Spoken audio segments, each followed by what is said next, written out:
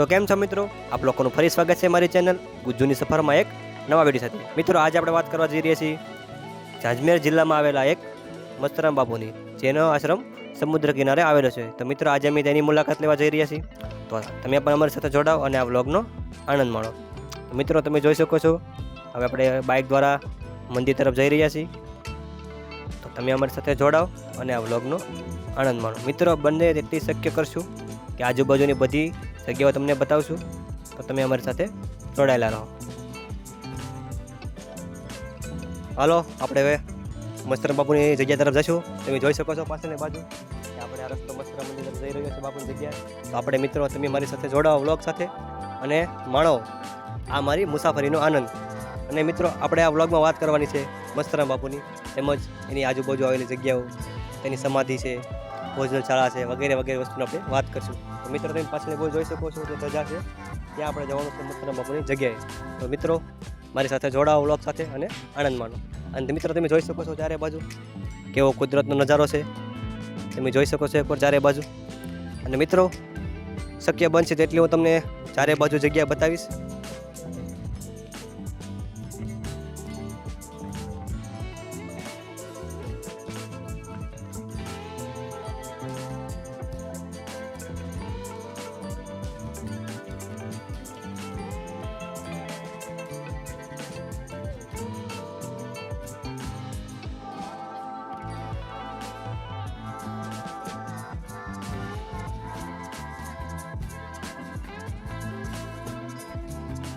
તો મિત્રો તમે જોઈ શકો છો, હવે આપણે મંદિરની અંદર પ્રવેશ કરવા જઈ રહ્યા છીએ। મિત્રો તમે અહીં જોઈ શકો છો કે મસ્તરામ બાપુની સમાધિ મંદિર તરફ જવાનો રસ્તો છે, તો આપણે મંદિર તરફ જઈશું, સમાધિ મંદિર તરફ। તો મિત્રો તમે જોઈ શકો છો કે સામેની બાજુ મસ્તરામ બાપુની સમાધિ મંદિર છે, તેને આપણે દર્શન કરશું।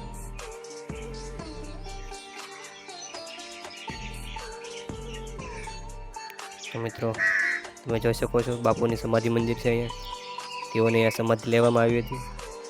ત્યારબાદ તેની બાજુમાં જ હનુમાનજી મહારાજનું પંચમુખી ગોરડિયા સુંદર મંદિર આવેલું છે, તેના પણ તમે દર્શન કરી શકો છો હનુમાનજી મહારાજના। તેમજ તેની આજુબાજુ નાના મોટા મંદિર પણ બીજા આવેલા છે।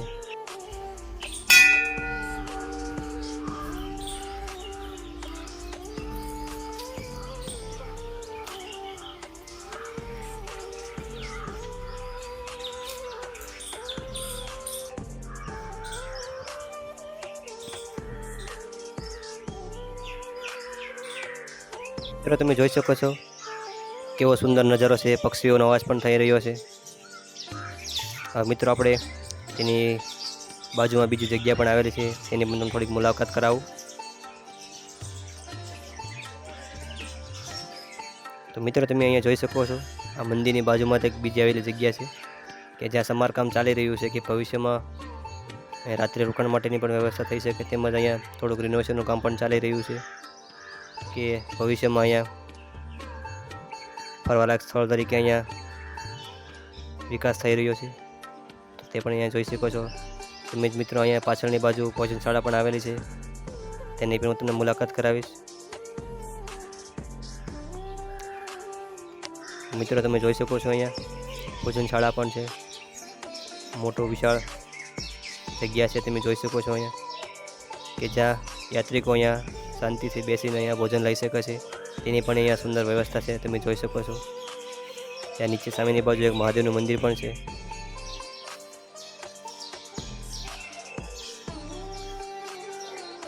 મિત્રો તમે જોઈ શકો છો। તો મિત્રો આપણે વાત કરી મસ્તરામ બાપુની તેમજ તેની આજુબાજુ આવેલી જગ્યાની, તેમજ મિત્રો આ સમુદ્ર કિનારે આવેલું એક સુંદર બાપુનું મંદિર છે, તેમજ અહીંયા આશ્રમ છે મિત્રો। તેમજ અહીંયા આ બાપુના આશ્રમની બાજુમાં એક ખોડિયાર માતાનું મંદિર પણ આવેલું છે, જે ગુફાની અંદર આવેલું છે, તેની વાત આપણે આગલા વિડીયોમાં કરશું। ત્યાં સુધી જય હિન્દ, જય ભારત। અને જે મિત્રોએ મારી ચેનલ સબસ્ક્રાઈબ ના કરી હોય તે મિત્રો અવશ્ય સબસ્ક્રાઈબ કરી લે।